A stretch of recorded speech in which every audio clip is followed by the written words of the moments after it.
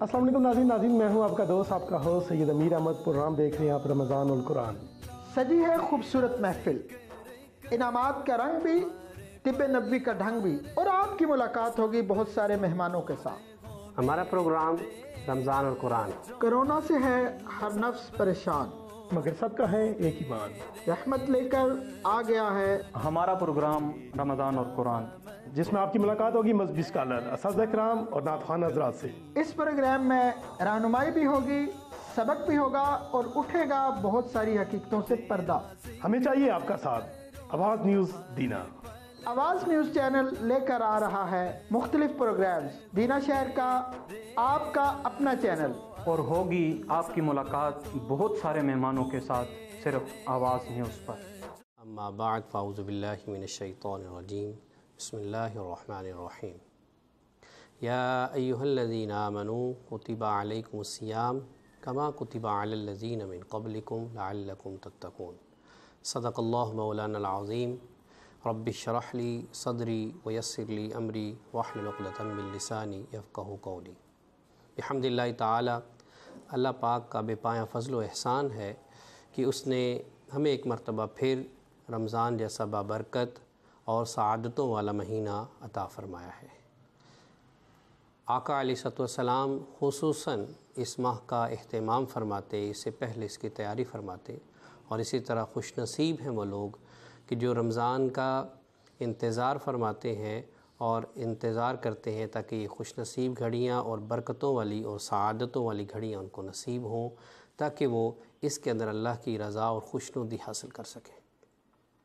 رمضان جیسا کہ آپ جانتے ہیں، جو آیہ مبارکہ میں نے آپ کے سامنے پڑھی ہے، اس کے اندر تقوی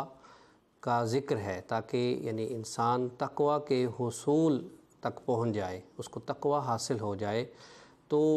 اس لیے اس آیہ مبارکہ کے اندر جو پیغام ہے آج ہم اس کو لے کر چلیں گے۔ اللہ تعالیٰ نے قرآن پاک میں ارشاد فرمایا، یا ایھا الذین آمنوا کتب علیکم الصیام، کہ اے ایمان والو تم پر روزے فرض کر دیے گئے ہیں، کما کتب علی الذین من قبلکم، جیسے تم سے پہلوں پر فرض کیے گئے تھے۔ اور اس کے بعد اگلا مرحلہ فرمایا لعلکم تتقون، تاکہ تم متقی اور پرہیزگار بن جاؤ۔ اب یہ جو تقوی ہے، تقوی اصل میں ہے کیا، اس کو ہم جاننے کی کوشش کرتے ہیں۔ حضرت کعب بن احبار سے حضرت عمر فاروق رضی اللہ تعالیٰ عنہ انہوں نے پوچھا کہ تقوی کیا ہے، تو انہوں نے حضرت عمر فاروق سے پوچھا کہ آپ یہ بتائیں کہ کیا کبھی آپ ایسے رستے سے گزرے ہیں کہ جو جھاڑیوں سے بھرپور ہو، کہ جس رستے کے دونوں طرف جھاڑیاں ہوں، اور آپ وہاں سے کیسے گزریں گے؟ تو حضرت عمر فاروق نے فرمایا کہ میں اپنا دامن سمیٹ کر بڑی احتیاط کے ساتھ اس جگہ سے، اس رستے سے گزروں گا۔ تو حضرت کعب نے فرمایا کہ تقوی یہی ہے کہ اس دنیا کے اندر رہتے ہوئے اپنے آپ کو دنیاوی مشاغل اور مادی اور اس طرح کی جو شیطانی اور نفسانی خواہشات سے اپنے آپ کو بچاتے ہوئے جو ہے وہ اس سے گزرنا، کہ آپ جو ہے وہ اس سے محفوظ و مامون رہیں۔ یہ تقوی ہے۔ تقوی حقیقت میں اللہ کا خوف ہے، اللہ کی طرف رغبت ہے، اور اس کا جو ہے وہ شوق اور اس کی محبت جو ہے، یہ اصل میں تقوی ہے۔ اب تقوی کے حوالے سے جو ہے وہ ایک ہم یہ بات سنتے ہیں کہ تقوی صرف خدا خوفی کا نام ہے، نہیں، اس کے اندر تقوی کے اندر آپ نے اللہ سے محبت بھی کرنی ہے، اللہ کے ساتھ اپنا جو ٹوٹا ہوا تعلق ہے وہ بھی مضبوط کرنا ہے، اور جو خدا خوفی ہے کیونکہ وہ جبار بھی ہے، وہ قہار بھی ہے، تو اس کے ساتھ ایک وہ جو تعلق ہے، وہ جو ایک محبت والا تعلق ہے، وہ قائم کرنا، یہ اصل میں تقوی ہے۔ اور روزے کا جو اصل لغوی معنی ہے وہ ہے رک جانا، اور اس کا جو شریعت کے اندر جو اصطلاحاً مفہوم ہے وہ یہ ہے کہ آپ اپنی نفسانی اور جو نفسانی خواہشیں اور شیطانی خواہشیں ان سے بچتے ہوئے، یعنی اکل و شرب سے، یعنی کھانے پینے سے اور عمل تزویج سے اپنے آپ کو بچا کر رکھنا، ایک خاص یعنی صبح فجر ثانی سے لے کر جو ہے غروب آفتاب تک۔ تو اس دوران اپنے آپ کو کھانے پینے سے بچانا، نفسانی خواہشات کے اوپر کنٹرول کرتے ہوئے جو ہے گناہوں سے بچنا، یہ حقیقت میں روزے کا اصطلاحی مفہوم ہے۔ اب اسی روزہ کے اندر اگر ہم دیکھیں کہ تقویٰ کا حصول کیسے ہوگا، ہم نے ایک طرف تو یہ دیکھ لیا جو ہر شخص جانتا ہے کہ صبح ہم نے سحری کھائی اور اس کے بعد افطار تک ہم کچھ بھی کھاتے پیتے نہیں ہیں،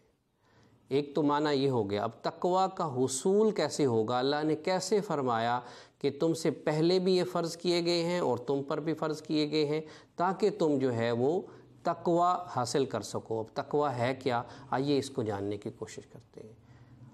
اب تقویٰ احادیث کی روشنی میں اگر دیکھیں اور روزے کا جو اصل مقصد ہے، جو غرض و غایت ہے، اس کو دیکھنے کی کوشش کریں تو ہمیں یہ پتہ چلے گا کہ اللہ نے قرآن میں ارشاد فرمایا، یعنی اگر ہم اس کی غرض و غایت کو دیکھیں گے تو سب سے پہلے جو ہے ہم یہ دیکھتے ہیں کہ حدیث مبارکہ کے اندر ہے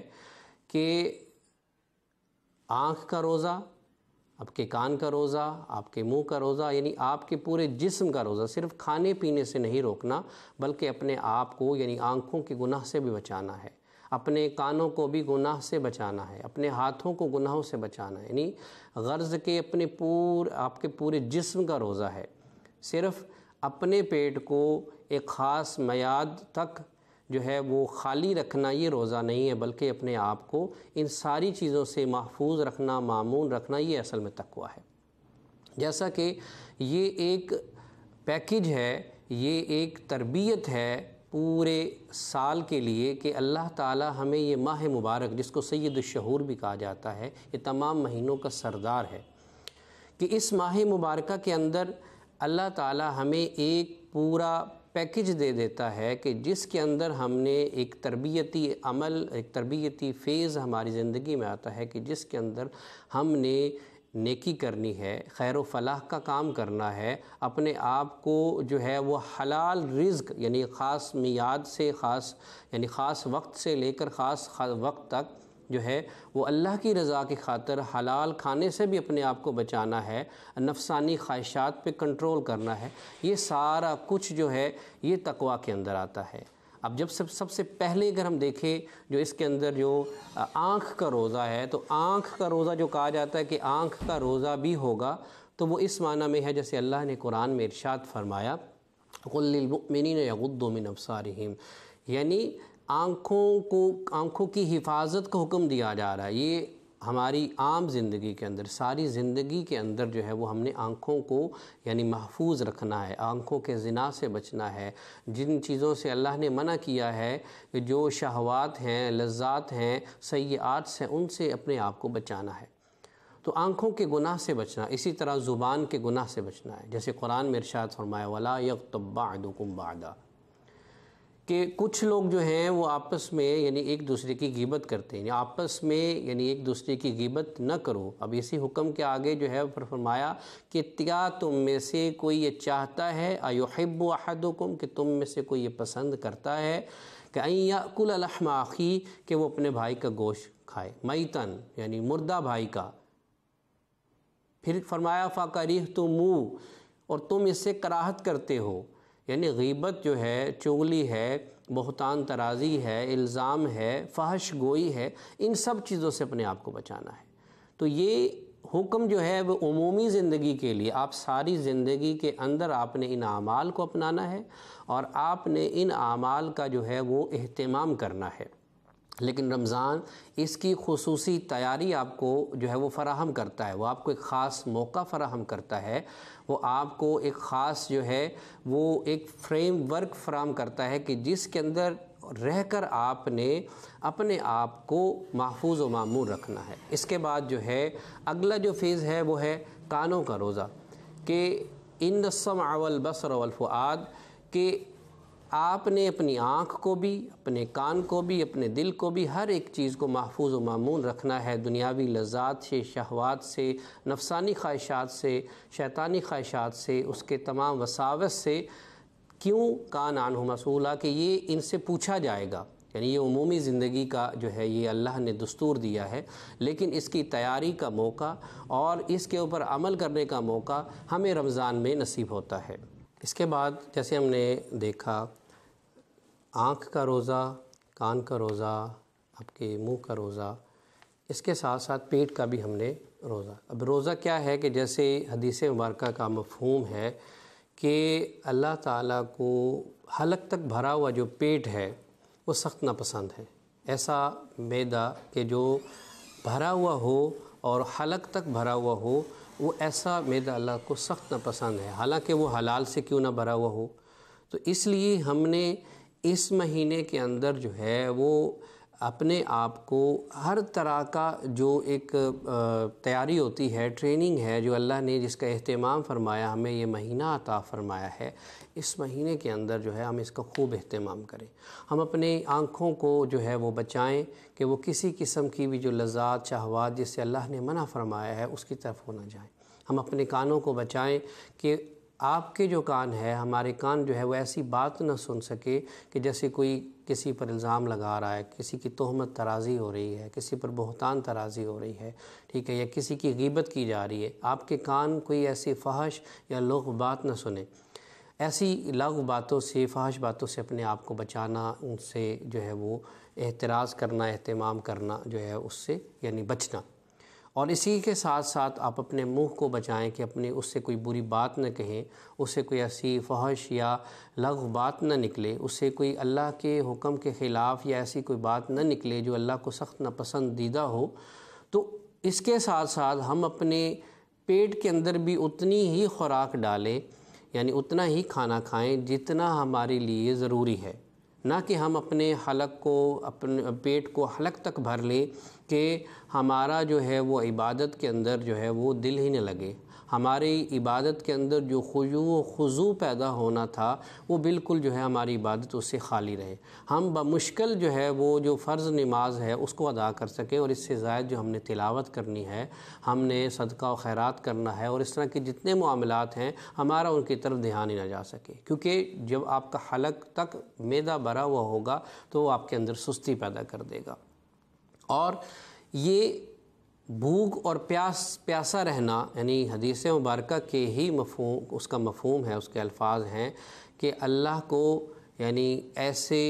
شخص سے یعنی کوئی سروکار نہیں ہے، اس کے بھوکے پیاسے رہنے سے کوئی سروکار نہیں ہے کہ جو باقی چیزوں کا اہتمام نہیں کرتا، جو اس کی اصل روزے کی روح ہے اس کے اوپر عمل نہیں کرتا، وہ اپنی آنکھوں کو گناہ سے نہیں بچاتا، اپنے کانوں کو نہیں بچاتا، اس کے دل میں وسوسے پیدا ہو رہے ہیں وہ اس کو نہیں بچاتا۔ جو آیہ مبارکہ میں نے آپ کے سامنے رکھی کہ اس کا سوال کیا جائے گا کہ تمہاری آنکھیں کیا دیکھتی تھیں، تمہارے کان کیا سنتے تھے، تمہاری زبان کیا بولتی تھی، تمہارے دل اور ذہن میں خیالات کیسے آتے تھے، تمہاری نیت کیسی تھی، ٹھیک ہے، تمہارے اعمال کے پیچھے جو تو عمل تو بے شک اچھا کرتے تھے لیکن اس کے نیت پیچھے جو نیت چھپی ہوئی تھی وہ کیسی تھی۔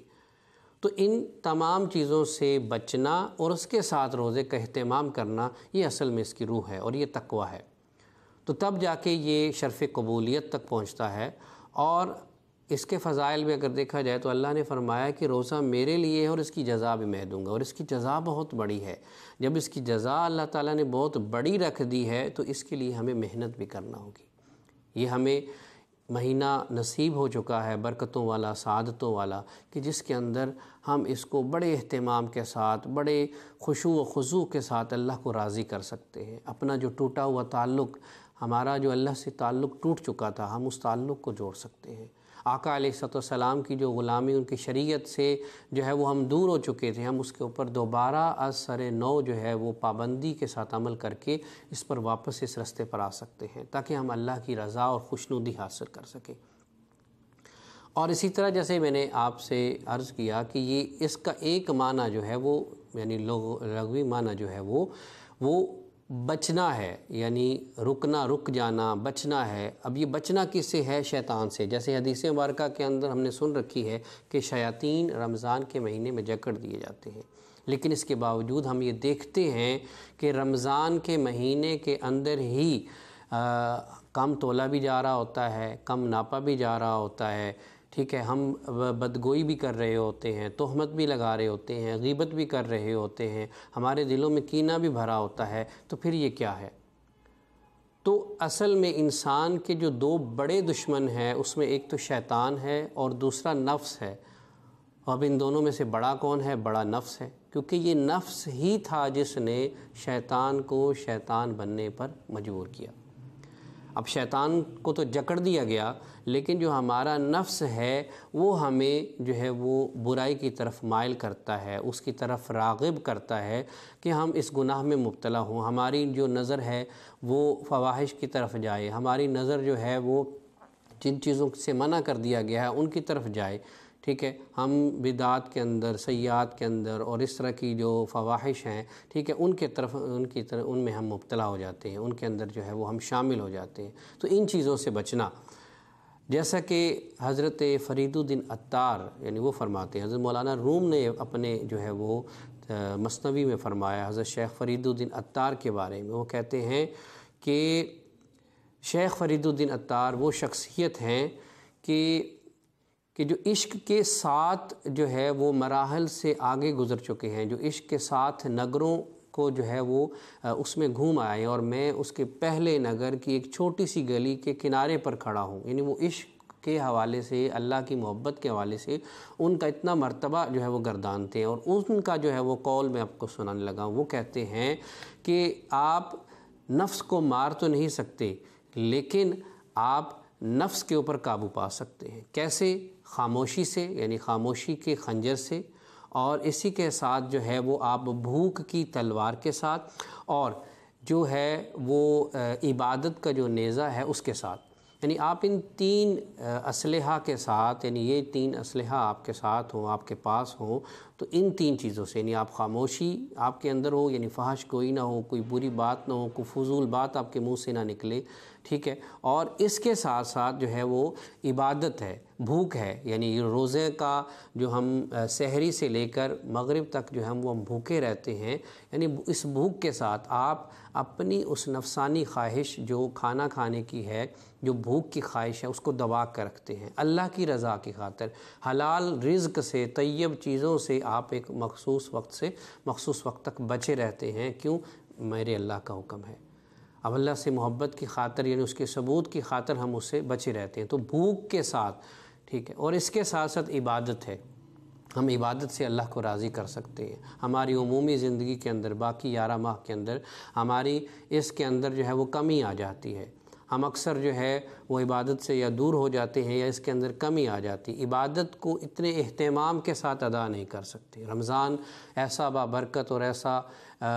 پرنور اور ساعتوں والا مہینہ اللہ تعالیٰ ہمیں عطا کرتا ہے کہ جس کے اندر جو ہے وہ ہماری نمازوں کے اندر جو ہے وہ بہتری آ جاتی ہے، ہم اذکار کے اندر جو ہے وہ بہتری لا سکتے ہیں، بہتری کا ہمیں موقع ملتا ہے، اس کے اندر ہم تراویح ادا کرتے ہیں، ٹھیک ہے، ہم تہجد ادا کر سکتے ہیں۔ اس مہینہ کے اندر ہم اللہ کے ساتھ اس کے قریب جانے کے لیے یعنی اہتمام کر سکتے ہیں۔ اب یہ جو مشکلات ہیں ہم دیکھتے ہیں کہ صبح فجر سے لے کر سحری سے لے کر جب ہم مغرب تک، غروب آفتاب تک جو ہم یہ بھوک کاٹتے ہیں، تو یہ کیا ہے؟